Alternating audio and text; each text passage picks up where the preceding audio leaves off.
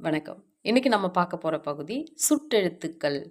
அது என்ன சுட்டெழுத்து? அது என்ன சுட்டு? ஒரு உயர்திணையையோ அல்லது அஃறிணையையோ, அதாவது ஒரு பொருளையோ அல்லது மனிதரையோ, இல்ல ஏதோ ஒன்றையோ சுட்டிக் காட்டுவதற்காக அது, இது அப்படின்னு சுட்டிக் காட்டுவதற்காக பயன்படுத்தக்கூடிய எழுத்து சுட்டெழுத்து அப்படின்னு தொல்காப்பிய நூலில் தொல்காப்பியர் வரையறை செஞ்சிருக்காரு. அதுக்கு என்னென்ன எழுத்துக்கள்லாம் அவர் பயன்படுத்தியிருக்காருன்னு பார்த்தீங்கன்னா, அ, இ, உ.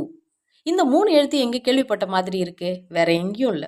உயிர் எழுத்துல குறில் எழுத்துக்கள் 5 பார்த்தோம் இல்லையா? அ, இ, உ, ஏ, ஓ. இந்த 5 குறில் எழுத்துல முதல் 3 எழுத்து தான் இங்க நம்ம பார்க்கக்கூடிய எழுத்து. அதாவது சுட்டெழுத்து. தொல்காப்பியர் தனது நூற்பாவுல எப்படி சொல்லியிருக்காருன்னா, "ஆ, இ, உ அம்மூன்றும் சுட்டு" அப்படின்னு சொல்லியிருக்கு. இதையே நன்னூலார் எப்படி சொல்லியிருக்காரு தனது நூற்பாவுலன்னு பார்த்தீங்கன்னா, "ஆ, இ, முதல் தனிவரின் சுட்டே." அதாவது மொழிக்கு முதலில் இந்த எழுத்துலாம் வந்ததுன்னா, அது சுட்டெழுத்து அப்படின்னு சொல்லி